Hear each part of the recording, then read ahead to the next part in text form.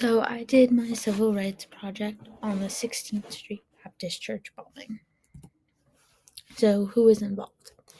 Addie Mae Collins, Carol Robinson, Denise McNair were all 14 years old, and Cynthia Wellesley was 11 years old. And they were all killed in the bombing. 20 more were inside the church, and they were hurt.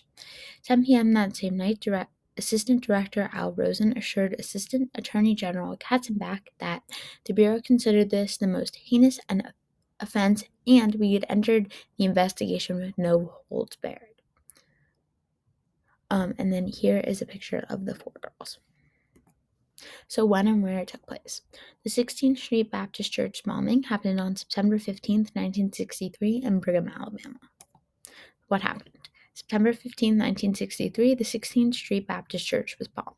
The bomb was meant to distract African American activists who were trying to end segregation. It was a clear act of racial hatred.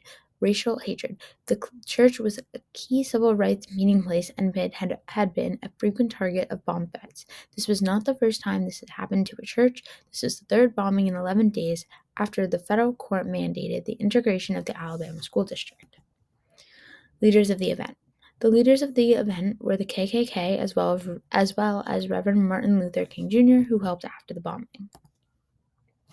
Groups that helped organize the event. The Ku Klux Klan bombed the 16th Street Baptist Church, and some suspects were named by 1965, and their names were Robert E. Chambliss, Bobby Frank Cherry, and Thomas E. Blanton Jr. They were all members of the KKK and did not want to talk, and physical evidence was lacking. So no federal charges were filed in the 60s, but in 2001, Thomas Blanton was convicted and sentenced to life in prison, and in 2002, Bobby Cherry was convicted as well. His boast was that he was the one who placed the bomb next to the church wall, and that helped send him to jail. So why was this event important to the civil rights movement? After learning about the bombing, Reverend Martin Luther King Jr. sent a telegram to the Alabama governor, George Wallace, who was a firm believer in segregation. The death of these 4 girls brought national attention to the violent struggle for civil rights in Brigham. While many whites were outraged by the incident, as well as the African Americans, they offered services and condolences to the family. Over 8,000 people attended the girls' funeral at the 6th Ave Baptist Church, led by Reverend John Porter. 2 months later, after the assassination of President John F. Kennedy, which caused an outpour of national grief and shocked the civil rights movement, this ensured the passage of the 1964 Civil Rights Act. This church was the largest and most prominent, which was located in downtown, which was just blocks from Brigham's commercial area of town. And here's a picture of Reverend John Porter. So obstacles during the event. This event had a few obstacles, which were trying to find out who bombed the church, trying to get all the people out and bring them to safety, as well as find the girls who were killed during this event. While at first charges weren't filed, but in 2001 and 2002, charges were filed against Bobby Cherry and Thomas Blanton. So tactics that were used. The KKK used 19 sticks of dynamite, which were attached to a timing device beneath the stairs of the east side of the church.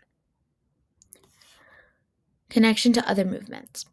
This connects to other movements because the SCLC was heavily involved after the fact, as they were the leading Southern Christian conference, and an article states Brigham was the most segregated city in the United States, and in April 1963, after an invitation by Reverend Fred Shuttleworth to come help desegregate Brigham, the city became the focus of Martin Luther King Jr. and the Southern Christian Leadership Conference.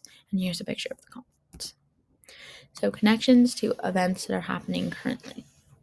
So 60 years after the bombing, the city of Brigham, in spite of this terrible event and in spirit, they educated, restored, and hosted with their partners the 2023 Forging Justice Commemoration Week, which was held on September 10th through the 16th.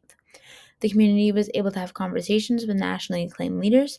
They had a special guest of the U.S. Supreme Court Associate Justice Ketanji Brown Jackson. This was a special commemoration week for the 60th anniversary. And then here are my sources.